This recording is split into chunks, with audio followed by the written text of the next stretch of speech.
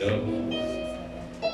salamat at naibigay naman po namin ang time para sa ito.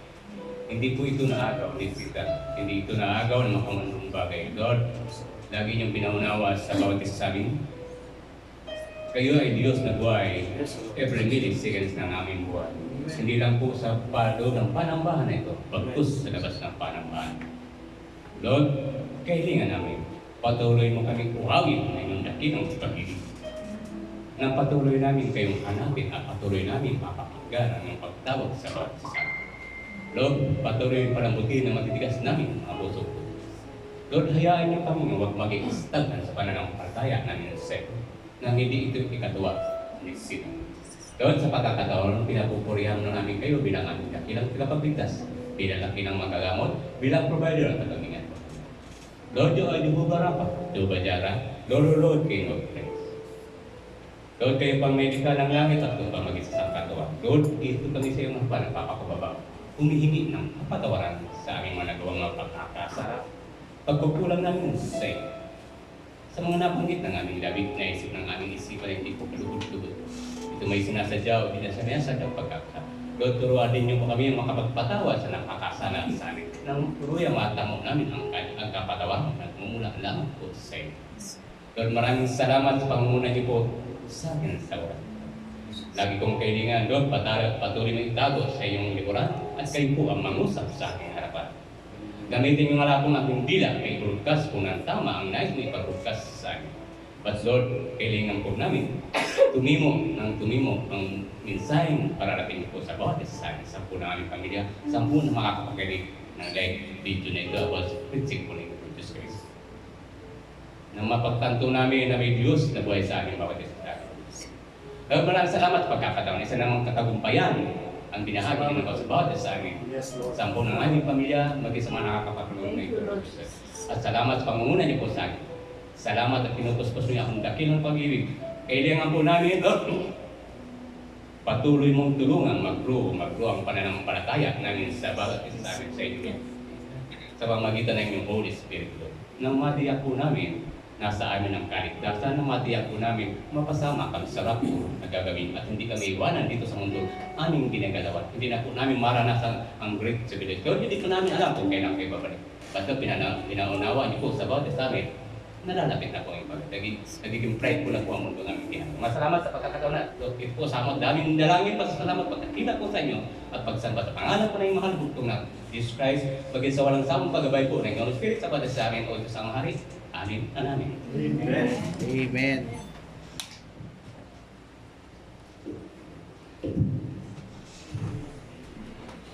Siya muna po tayo.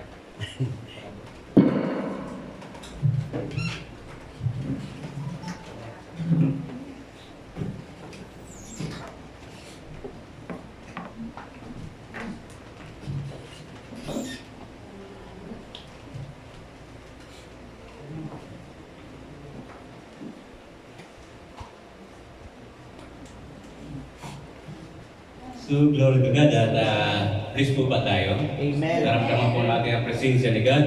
Mas maganda yung naparamdaman sa natin habang na tayo ng favorites and worship. Kasi tinatas po tayo ng Holy Spirit. Naramdaman po na nasa kalagitnaan natin si God. At nakamasid ang millions of holy angels nakamasid sa atin. May kipinto lang po sa inyo sa mga kakatawa ito. May isang pastor at isang nananambahan. Wala na may bibigay na pangalan, kundi pangalan ko na. Sabi ng pastor sa akin, malibat sa tuwing nagpipreach ako, lagi kang nakakatulog. Ang sagot ko naman, ganito kasi yung pas. Sa tuwing nagpipreach ka, ay napakalamig kasi ng pusis mo kaya nakakatulog ako. Bakit naman ang mga kasama mo na nambahan, hindi nakakatulog? Sigurado pas, hindi po sila nakikinig sa inyo, kaya hindi sila nakakatulog. Logic. Maging ang gising, maging ang tulog, isang senaryo. Gaya ng preaching na nabanggit ni Pastor Irene, kadalasan ang pinupunta ng mga nananambahan, present worship. Pangatlo, conclusion. Pangalawa, pangatlo, kainan. Wala sa kanila ang makinig ng mensahe ni God. alalahanin po natin ang panamba nakapagpatuloy na walang praise and worship. Tingnan niyo si Lord Jesus Christ.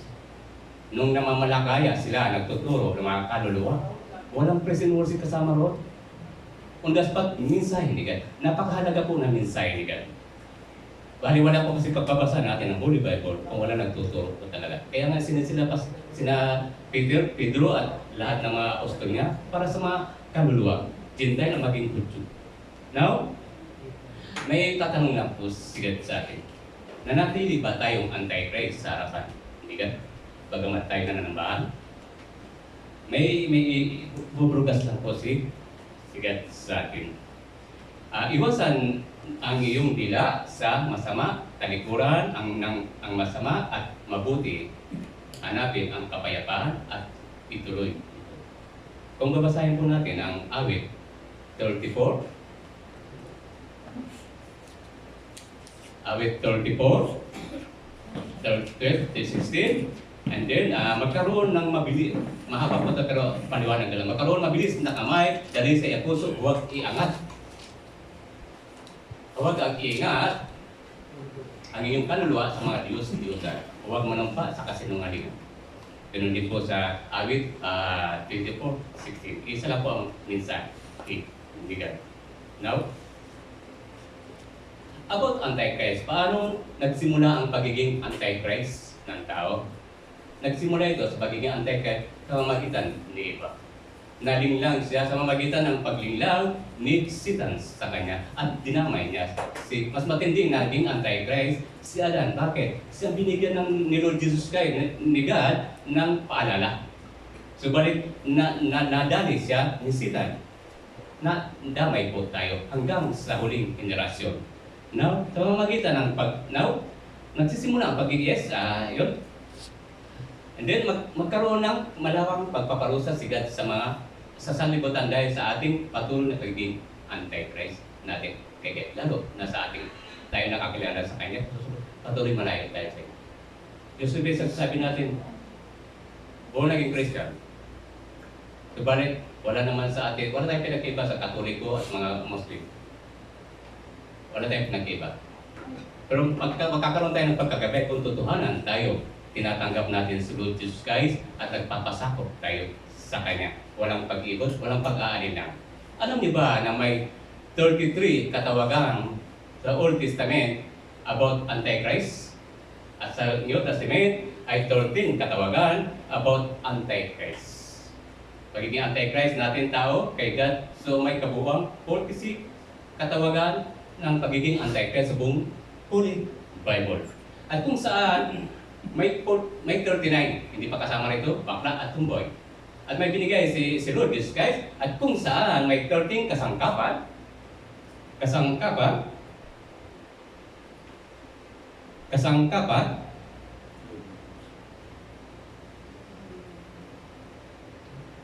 kasangkapan na kasalanan ang nagpapalayo kay God at sa tao sa patuloy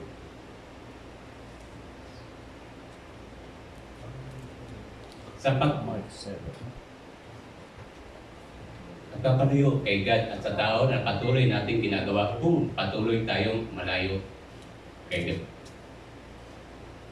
Anong dapat nating gawin?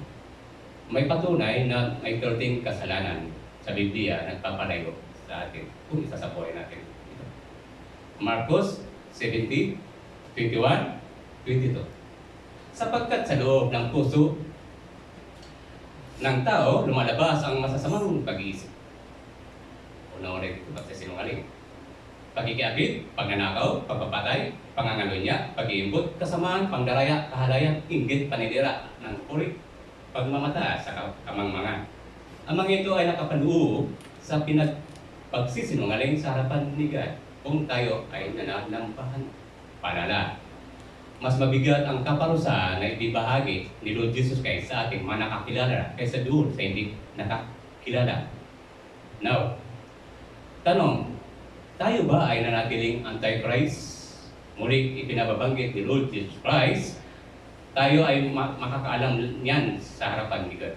But, pinauulit na sabi ni Jesus Christ, huwag natin patuloy gawin sa pintuan ang panamba para magpatuloy ng pagsasagawa ng ng kasalanan. Una, anong ang tumipo sa isipan ni Satan? Pride.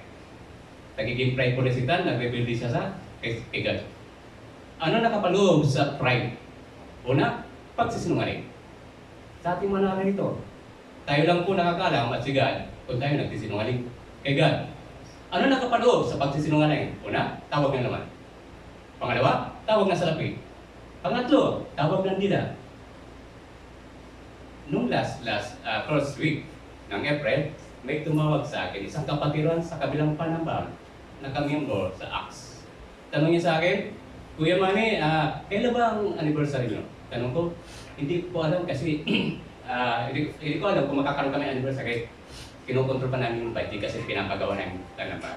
So tanong niya, kung magkakanta kayo ng anniversary, pwede mo ako-invite? So walang problema, i-invite ka namin.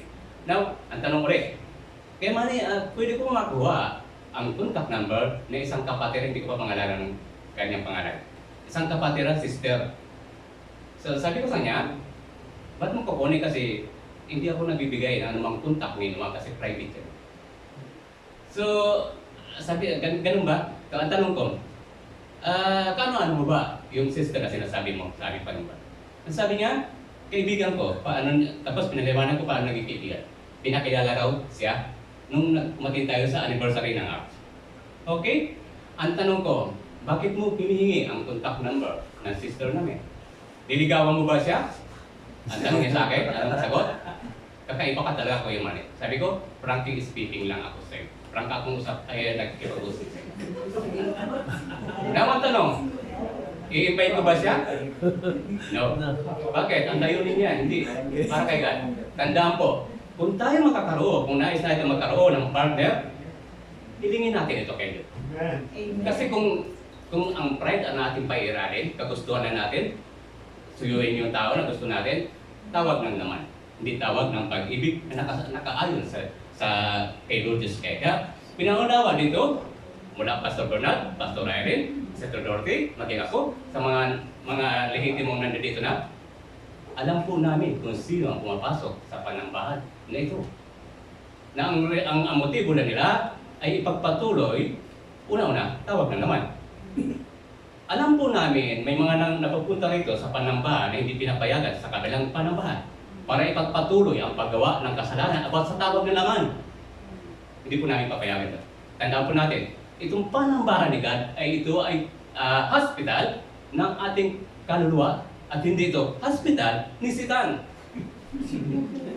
Pasalamat nga po tayo, binigyan tayo ng pastora, may takot, may pananampalataya, may pagsasagawa. Hindi po tayo maliligaw ng pananampalataya. Iyon po ang lagi kong prayer, bigyan tayo ng pastor na may totoong pananampalataya, pastora, at bigyan tayo ng totoong panambahan. Nasa atin na po kung magiging tiwalin tayo kay God sa pagkikipaglakas. Now, tanong, saan makikita ang magpapatunay na maraming anti-Christ sa atin? 2:18. Mga anak, ito ang huling oras na gaya ng iyong narinig na ang anti-Kristo ay darating, kaya ngayon ay maraming anti-Kristo ang dumarating. Kaya alam natin na itong huling oras na. Paliwanag natin natin. Ang music ministry ay siyang laging tools ni Satan.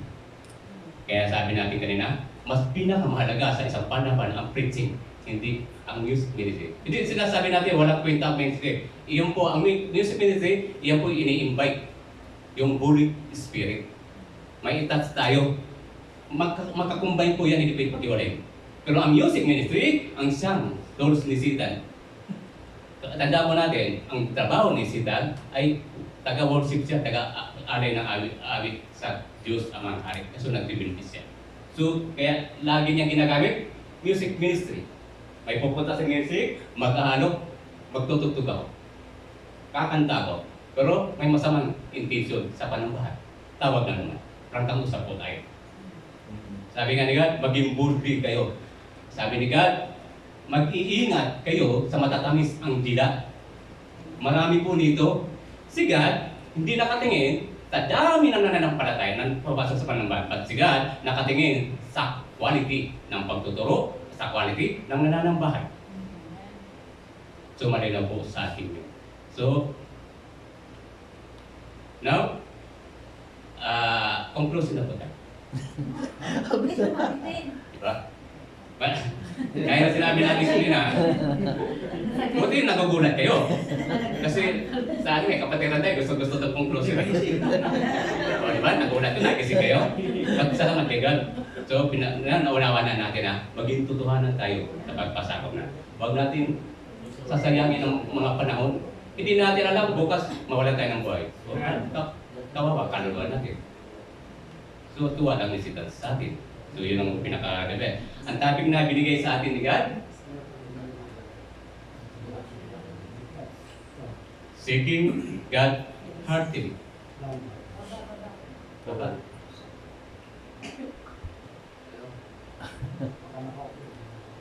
Isa pa.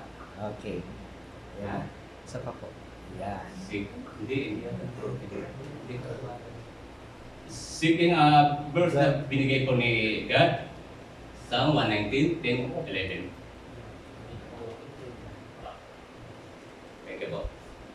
Yun. Sounds Hinahanap kita sa buong puso ko. Huwag mo akong hayaang lumayo sa iyong mga utos. Pag-ilalagin natin ang tinatawag na binigay sa atin. At maging makatutuhan na tayo sa pagtalima. Parang anak na, diba anak? Anak, pumunta ka rito, bigyan mo ako ng tubig. Pero sumunod ako. Pero nagdadabo ako. So, wala sa puso. Kaya maging makatotohanan po tayo sa paglapit natin kaya. Na 11, itago ko ang iyong salita sa aking puso upang hindi ako magkasala laban sa iyo. Kaya pasalamat tayo kung tayo, totohanan tayo nagpapasakot, napakinggan na natin pagtawag niya at lagi natin hinahanap kasi ang pinaka-the best talaga na pagpapasakit, magkaroon ng personal pakikipag-talk kay God. Observation po tayo. Now, may binigay si God. What does it mean to seek God with all your heart? Kaya may binigay po siya ng mensahe. Basahin na po natin. Ang paghanap sa Diyos ay pagnanasa sa Kanyang presensya, higit sa Kanyang mga regalo. Pagamat nangako ang Diyos na hindi tayo iiwan o pababayaan. Ang ating kamalayaan sa Kanyang presensya ay apektado. Apektado ng lalim ng ating kaugnayan sa Kanya upang makalakad sa presensya ng Diyos araw-araw. Kailangan nating hanapin siya ng buong puso. Papalag to yung mga kapatiran natin na talagang totoong hinahanap nila. Sige. Dahil sinasabi natin, may private tayo pakipag-usap kay God, but in public nakikita yung outcome. May nagbabago sa kanila eh. May kapatiran tayo, may pinagbabawalan yung kasister natin na manambahan noon. Ngayon, tumimo sa kanya ang Holy Spirit. Buhay. Glory to God. At kalimutan natin sabihin, hindi lingit sa ating kalaman na may kapatiran tayo. Halimbawa ako, may partner ako. Ayaw ko manambahas sa araw na ito. Sasabihin ko doon sa partner ko, huwag kang mananabahan hanggat hindi ako nanambahan. Tandaan po natin, may free will po tayo. Kung sisita niya, binigyan ng free will ni God eh. Inabuso nga lang bisitan. May free will po tayo, hindi po tayo maging diktador. Lalo na pag tinawag na ni God. Hindi po tayo Diyos para hadlangan natin yun. Gusto magpatuloy. Manambahan, makapakinig ng mensahe ni God. May kapatiran po tayo gumagawa. Yan. Alam po ni God. Yeah. Now, number 2, how do I seek the Lord with of your heart?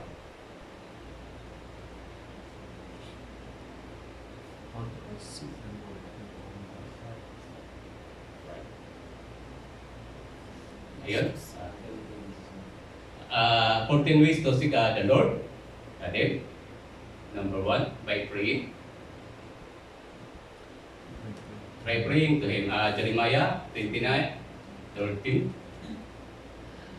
Kung magkagayon, tatawag at mananalangin kayo sa akin at daringgin ko kayo kung lalapit kayo sa akin ng buong puso, tutulungan ko kayo. Gaya ng prayer meeting natin kagabi, nag-broadcast tayo, nahilingin natin ito, pero sumasangayon pagiging tao natin. Binabaliwala natin sila. Ibig sabihin, patuloy natin, sinasabuhay, pagiging prideful natin kay God. So, kahit anong prayer ang gawin natin, hindi mapapasakin. Pag nagpipray tayo, dapat ibigay ang totoong pananampalataya pananalig kay God.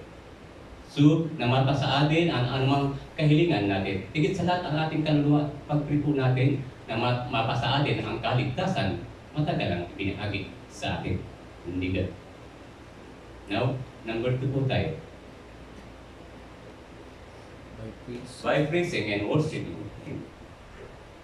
Ito, o Diyos ko, bakit mo ako pinabayaan? Sumisigaw ako ng saktulong, ngunit bakit di mo ako tinutulungan araw-araw? Yung gawing umahadlang sa atin. So, kung walang umahadlang sa atin, magiging makatotohanan po, magiging malapit sa atin si God, na laging nakatingin, nakamasid sa atin si God. At ang anumang kakahilingan natin sa ito, higit sa natin pagkariya po talaga tayo ni God. So, at ang nice pa unawa sa atin ni God ay huwag talaga maging stagnant kay God, maging bulang tagasunod ni God. So, kawawa po ang ating kaluluwa pagdating ng araw na yun. No? By serving Him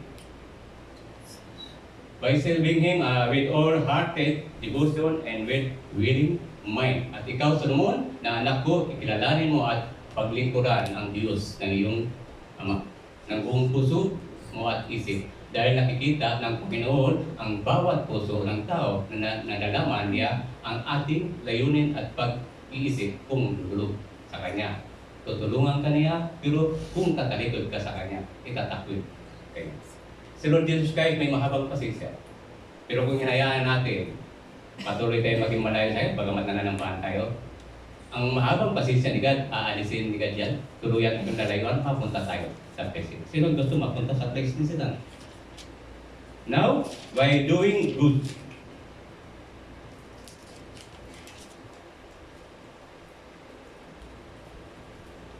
Yan, iwasan ng dila ang sama, talikuran ang mga masama at mabuti, hanapin ang kapayapaan at ituloy. Gaya ng kaninang umpisa natin, mga awit, magkaroon ng malinis na kamay, dalisay at puso, huwag ingatan ang kaluluwa sa mga Diyos-Diyosan, huwag manumpa sa kasilungan. So, lahat itakpit po natin, mga sinasabuhay nating pagkakasala sa harapan ni God. Okay, tuloy tayo pagharian ni God. Tuloy tayo uhawin ng dakilang pag-ibig ni God.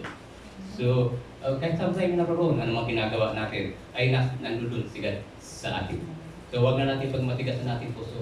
Useless po ang natin pag pinagmatigas natin po ang puso natin. At now, by doing, not doing bad. By not doing bad. Awit 22. Sila ay nangangagsalitaan bawat isa ng kabulaanan sa kanilang kapwa na may makaduyang nabi at mga tiring pulang puso ng magsa. Hindi ito lingid sa ating kalaman. May gumagawa sa atin ito. Gustong-gusto nila pag-usapan yung mga nagawang kasalanan ng kapwa nila. Para mapalabas sila yung mabuti. Nakakalungkot ng gano'n. Kasi, asan ang pagiging Diyos ni God sa'yo? Asan ang pagpunta mo ng panambahan? Asan na nag-testify ka rito? Kaya pag tayo mag-testify rito, hindi naman sinasabuhay natin. Para pinakaido sa aming mga nakadayorote. Hindi po ako preacher dito. Hindi rin po ako pastor dito. Sinong pastor dito? Lord Jesus Christ. Sinong preacher dito? Lord Jesus Christ. Sinong tagapamahagi lamang ng mensahe? Tayong inaatasan ni God. Kaya huwag tayong magmatigas kay God. So, itakpil na po natin yung mga nakaugalian natin. Kaya nga mas maganda, manahimik na lang po tayo eh. Kasi sa sobrang pagiging talkative natin, hindi natin namamalayan, nagiging sobra na po, nawawalan ng limitation. May nakakaka na po tayo. Sabi nga ni God, mas mabuting ipahayag ng kasalanan mo sa nakakarami. Pagpos, huwag may papahayag kasalanan ng kapwa mo sa nakakarami. Isang kasalanan. Hanggat isang litra, mabibigasin natin sa kabanat ng masama, tumitin mo sa atin. Balik sa atin yun. Yung mga daliri nakatutok sa atin. By confessing. Yeah? Confessing and repenting. Yan. Kung gusto niyo picturean, picturean niyo po. Yun. Isaiah 55:6-7. Lumapit na kayo sa Panginoon at tumawag sa Kanya habang naririyan pa siya para tulungan kayo. Gaya ng pinabanggit kaninang God. Huwag natin hayaan maubos ang pasisya, hindi God. Talikuran na ang mga taong masama, ang masasama nilang ugali at baguhin na ang masasama nilang pag-iisip. Magbalik loob sila sa Panginoon na ating Diyos dahil kaawaan at patatawarin niya tayo. Now, kung gusto natin makasubong ng kaligtasan o katawaran, ay isagawa na natin pinagagawa ni God sa atin. Diyos mismo pagiging Christian natin kung walang pagsasagawa. Kung si Lord Jesus nga, inampanan niya yung pinarosahan siya ni God para na tayo magkaroon ng kaligtasan. Magkaroon ng pagtutubos. Kaya yung mga taas na binabahagi sa atin ni God ay isabuhay po natin. Huwag natin maging double-minded kay God. So, gawin natin priorities God. So yun. Now, by living humbly. By living humbly. Yan. Dito na papasok yung iwaksin natin pagiging prideful kay God. Si Panaya 2:3. Sinabi ni si Panaya sa mga taga-Juda, bansang walang kahiyan, magtipon kayo at magsisi bago dumating ang kinakdak araw. So, hindi pa huli ang lahat sa atin. Na kayo'y palalayasin at ipadpad na parang mga iba. Gaya na sinabi natin kanina, huwag nating hayaan maubos yung pasisya ni God para tayo itakwil ni God at ngayon mapunta tayo sa place ni Sita. Magsisi na kayo bago dumating ang araw na pagbuhos ng Panginoon ng kanyang matinding galit. Yun. Matakot po tayo sa galit ni God. So, huwag tayong matakot sa galit ni Sita. Baliwala po si Sita sa ating buhay kung alam natin pinanahanan na tayo ni Lord Jesus Christ. Kung alam na natin, totoo ang sinuko na natin ang buhay puso. Kaluluwa kay God. Hindi natin ito pag-aari ng God. At hindi mismo ito pag-aari ni Sita. Huwag na natin payaga makapag-penetrate ang gawa ni Sita. Useless po tayo pag naman napupunta ng panabay. Patuloy naman natin sila sa buhay. Ang mga pinagbabawal sa atin ni God. Tandaan po natin, sa umpisa pa lang, hindi ako nakapag-talk dito. Kung itinutok ko, ay sinasabuhay ko. Sabi nga ng isang pastor, ang sino ang pinatatayo rito ay hindi makakapag-talk kung ang itinutok niya ay hindi niya sinasabuhay. False prophet. Ganun din sa mga nananampalataya. Magpatuloy kayong gumawa ng matuwid at magpakumbaba. Baka sakaling ingatan kayo. May baka. Bakit may baka? Kung hindi tayo tutuhanan, nagpapasakop. Kaya ingatan kayo ng Panginoon na sa araw ng ibuhos niya ang kanyang galit. So huwag na natin hanapin yung galit ni God nang hindi mapahamak ang ating kaluluwa at hindi magwagi sisitan sa atin by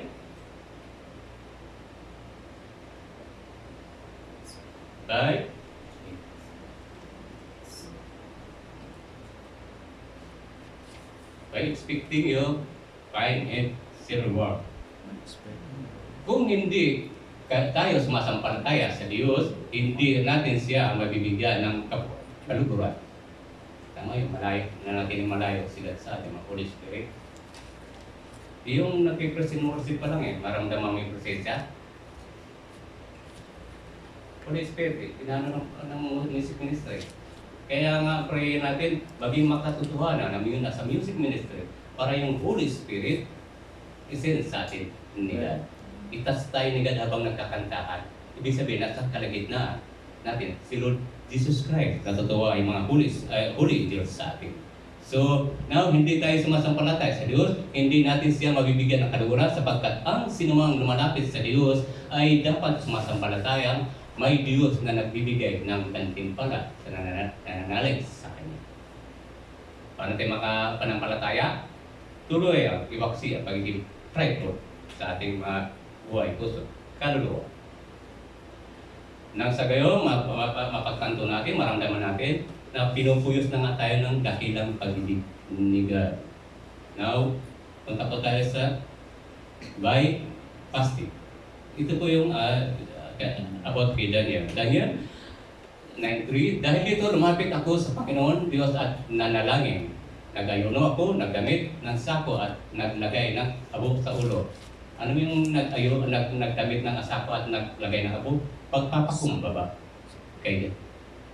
Isa lang po tayong basahan kay God. Pag kung tayo lalapit kay God, magiging malinis na basahan po tayo sa paningin ni God. At dito papasok ang mensahe ni Pastor Bernard. Makikita na sa atin ang Diyos ang mga si Lord Jesus Christ at hindi na yung pagiging tao natin. Sakto dyan sa fasting and prayer. But yung fasting and prayer na yan, ayun ay kung paano umiwas ayun na rin sa pagpapaliwan ni Pastor Bernard, Pastor Raiden. Pag-iwas doon sa mga kinakain ng mga tauhan ng mga hari para maging malusog ang kailangang katawan. At dahil sa pag-prayer, dito rin tumimo yung hindi ko pa binabanggit, binigay sa akin ng kahilingan ko.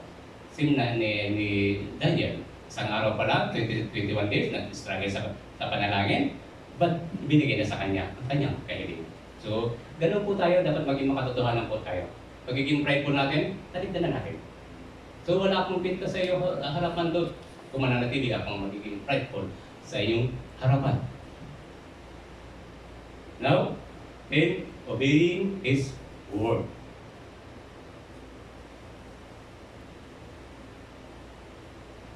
Psalm 119, 10-11. Hinahanap kita ng buong puso, huwag mo akong hayaang lumayo sa iyo, mga utos, sa iyong mga utos. Tinatago ko ang iyong salita sa aking puso upang hindi ako magkasala laban sa iyo. Ibig sabihin, kapag talagang sinisig natin si Lord Jesus Christ, patuloy tayong magkakaroon ng conviction at patuloy mag-work ang Holy Spirit sa atin. Saman tayo naroon, kaya nga natutulog kayo. Pinaglalaban po tayo ni Michael Arcangel at sakay Satan. Sino naging tampok sa paglalaban ng dalawa? Si Moises. Siya naging tampok, gustong kunin ni Satan ang katawan ng lupa ni Moises. Ba't hindi pinaglaban siya ni Michael Arcangel? Tayo rin po yung pinaglalaban ni Michael Arcangel na huwag tayong ma-deceive ni Satan. Matatalo lang po si Michael Arcangel kung tayo mananatiling malayo kay God. At hindi tayo nakikipag-talk kay God. Justice ko pupunta ng panambahan dito. Justice ang pagbabasa ng Bible. Justice ang pakikinig ng preaching. Kung mananatiling matigas ang ating puso. Malambot ang ating puso sa mga gawang makamundo. At tuwa lang po ni Satan sa atin. Now, 11. By obeying His voice. So, Isaiah 49:9. Hindi ako nagsalita ng lihim.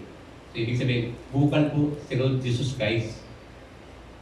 Kaya dapat, may social media na tayo eh. Dapat binobroadcast din po natin ang mga mensahe ni God. Wag po natin ikahiya si God. Once na kinaya natin si God, sabi ni God, ikakahiya rin tayo ng Diyos ang mga maging siya mismo. So huwag natin hanapin yung ikahiya tayo ni God.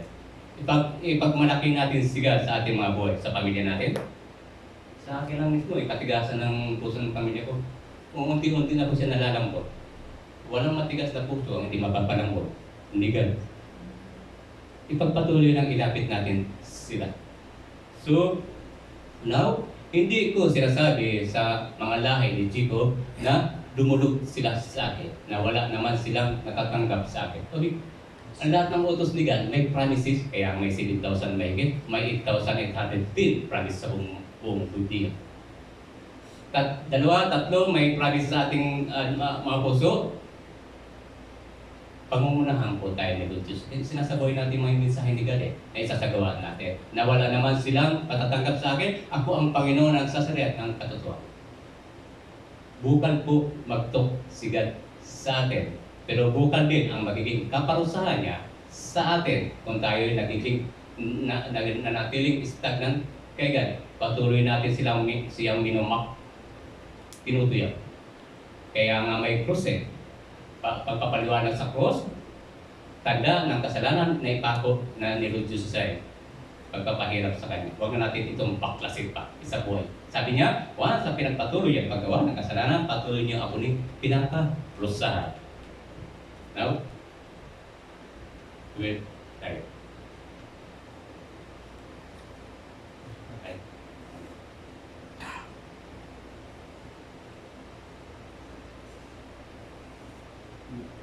With an event. Chronicle sa 14:7-14. At kung ang mga mamamayan ko na aking tinawag ay magpakumbaba, manalangin, dumulog sa akin. Hindi lang po tayo dapat manalangin. Pagpapakumbaba, malinaw. Pagpapakumbaba. Gaya naging prayer meeting natin kagabi. Naging debate.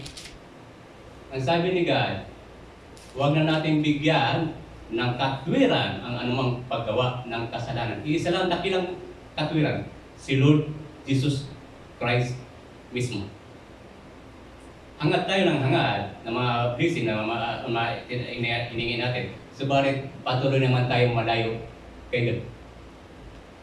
Patuloy may kontra, may harang. Ang tuwa lang po ni Satan sa atin. Dumulog sa akin at tumalikod sa ginagawa nilang kasama. Pagiging prideful, kasama kay God.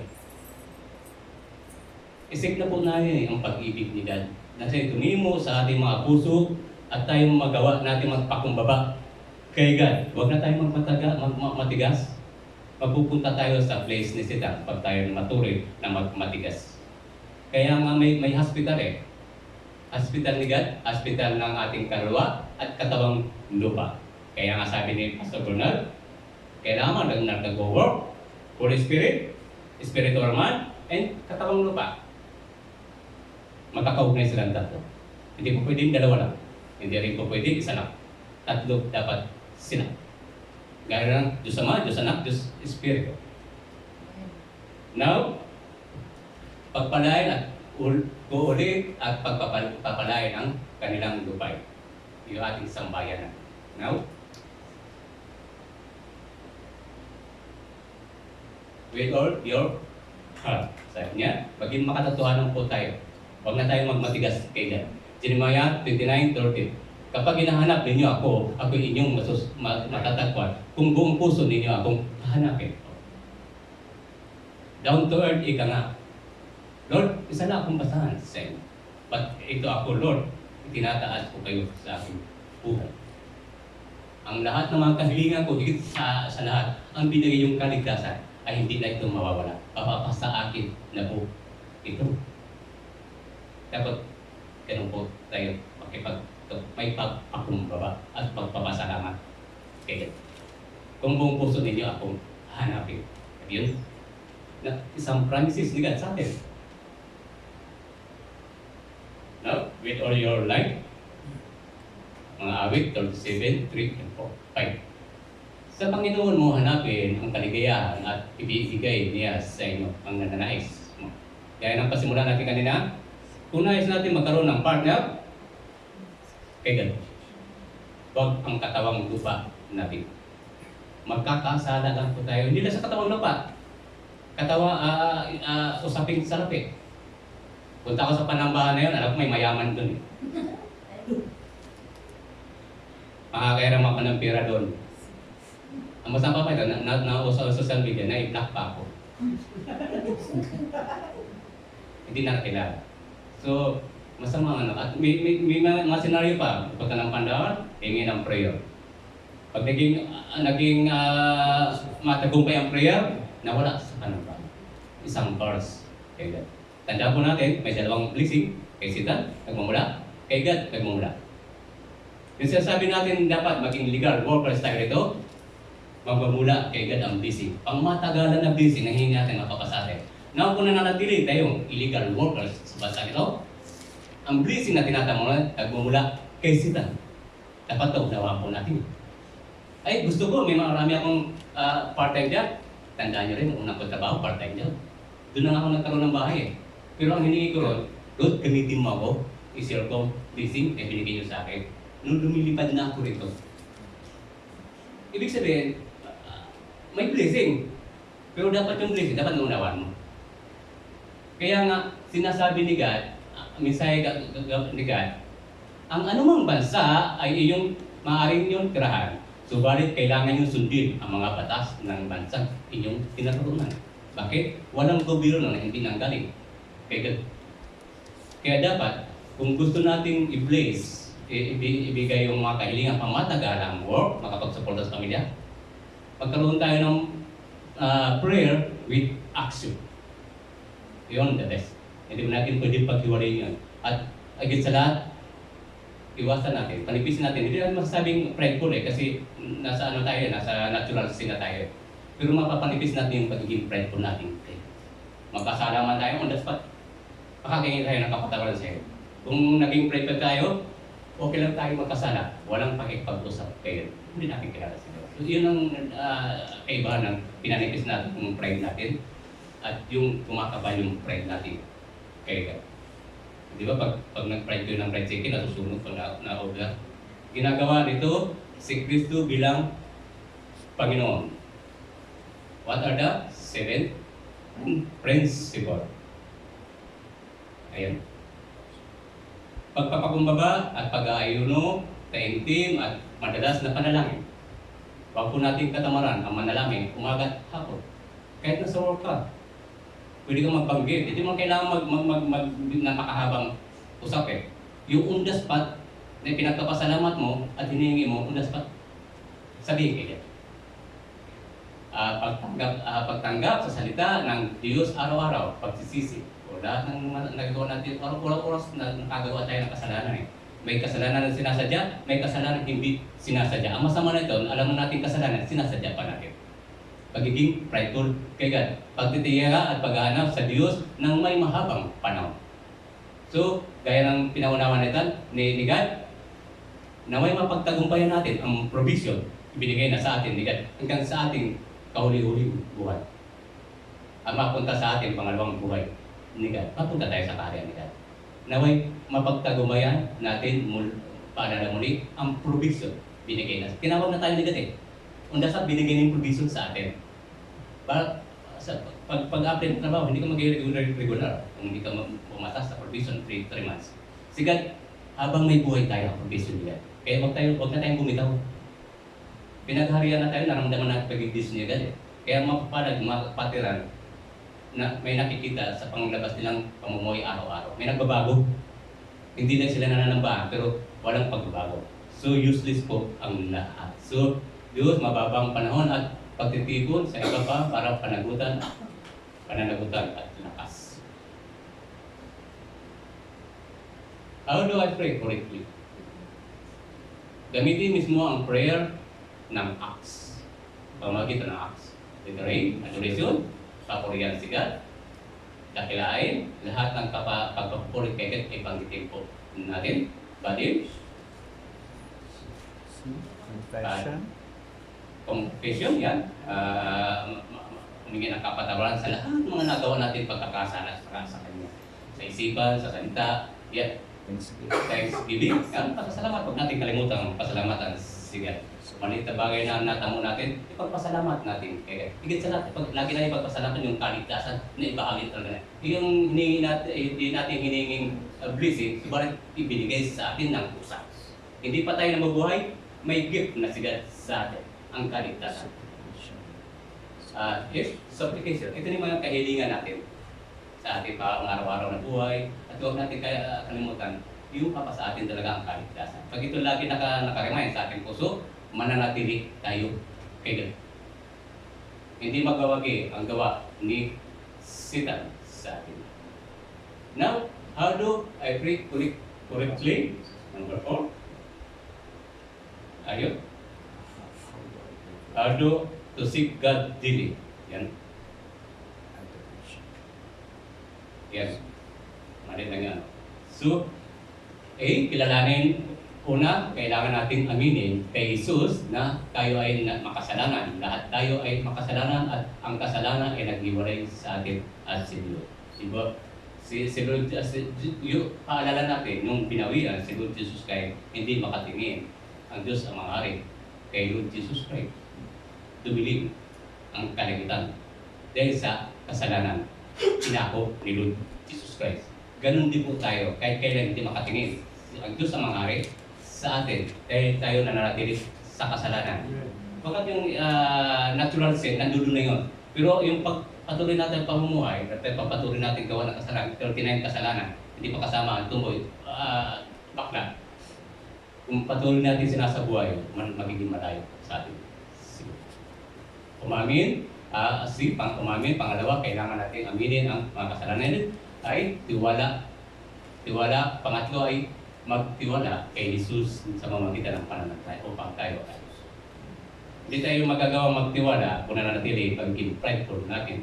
Okay? Hindi mangyayari. Mas maganda pa, huwag na tayo mag-talk kay God. Doon na tayo, piliin na natin sa sila. Useless din yung pananambahan natin. Useless pagka-prayer meeting, Bible study, useless din yun. Although, nandun, present ka. Pero ang tanong, present ba tayo kay God? Ang pinakamalaking tanong. So, huwag natin pakita na sa mga nakakilala sa ito po naging Christian na nananambahan ako. Ay, di ka lang. Kilala ba kita? Tanong ni God sa atin. Kaya mas maganda, magkaroon tayo ng personal pakikipag-usap kay God. At doon makikita ang public outcomes na sa ating pang-araw-araw na buhay. Now, ito na ang pinakamahal.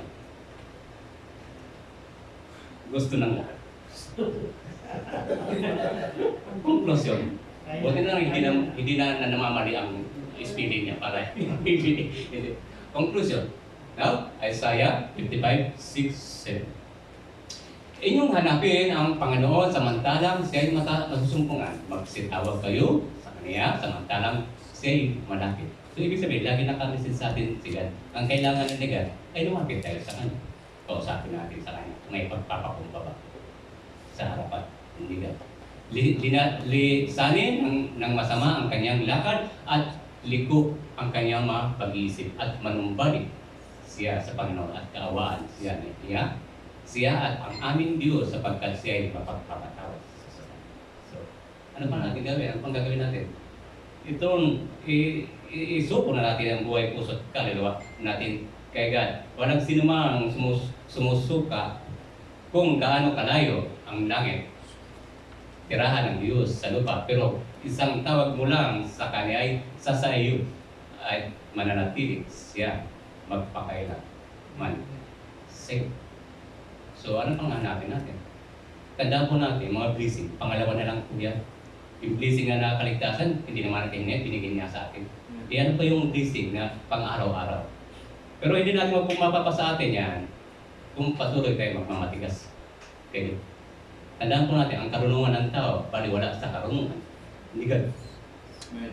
Gabi na nabasa ko sa Isaiah.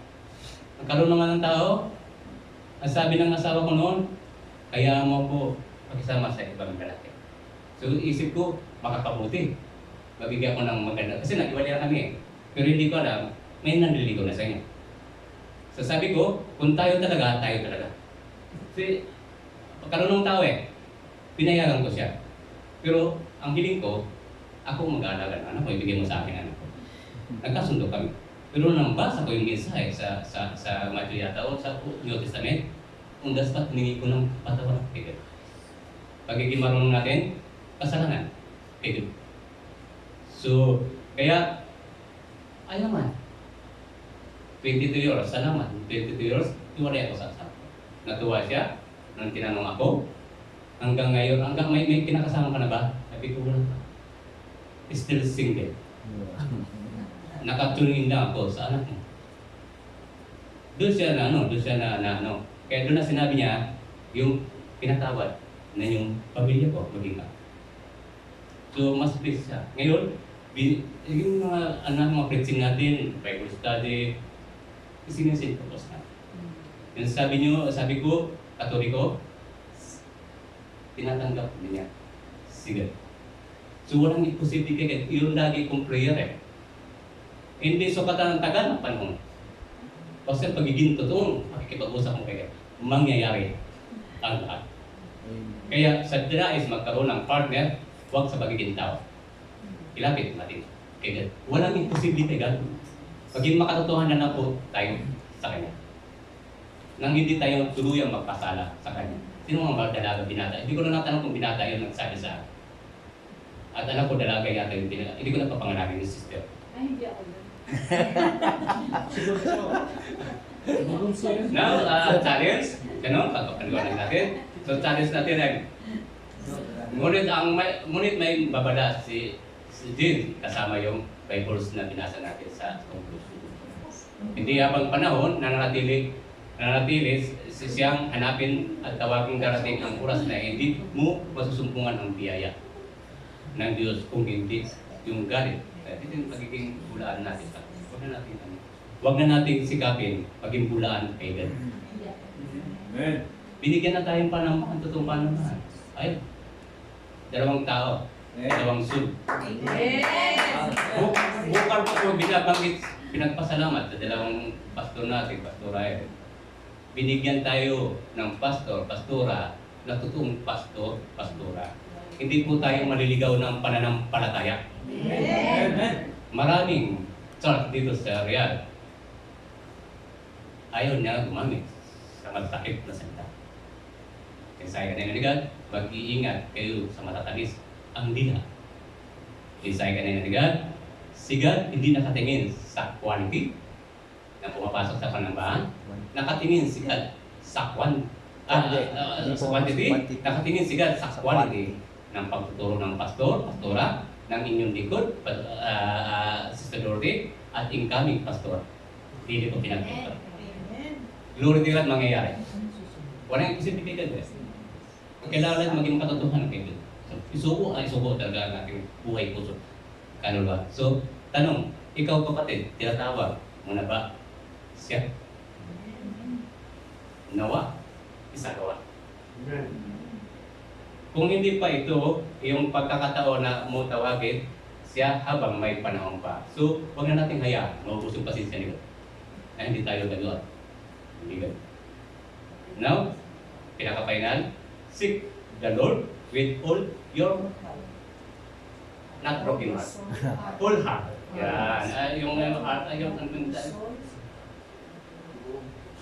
yung pag-ibig na pangit agape love. Magkaroon tayo ng agape. Maramdaman natin yung pag-ibig Diyos nila sa atin. So yun, lagi natin isip, uhawi talaga tayo ni God. Ng pag-ibig ni God. Kasi doon lalambot ang puso natin. Walang matigas na puso ang hindi mapapalambot ni God. Yan ang pinaka-mensahe nila sa atin. Kaya huwag tayo natin hayaang mamanatilit sa pagiging anti-Christ. Nalalapit na po ang pagbabalik.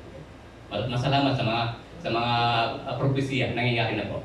Pag matindi pa ito simula, ito'y pagpaparandam pa natin. Kasi di pa naman natin alam kung kailan darating. Siguro, Diyos ang mga na nakakaalam. So, glory to God. Maraming salamat sa pagkakataong ito. At ito na naman kami ay matagumpay. Pinangunahan niyo po ako sa pagbibigay ng mensahe. Kayo po ang naging pastor dito. Kayo po ang naging preacher dito.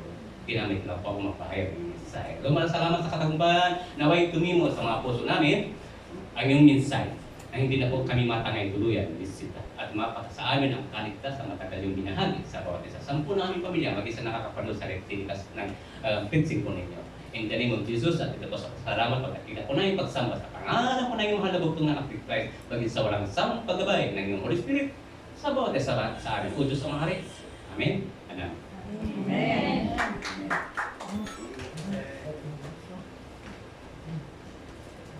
Muli po, sa ating paghanda po at pakikinig ng ating puso, ihanda naman po natin ang ating mga packets and wallets. Tatawagin ko si Sister Rona po.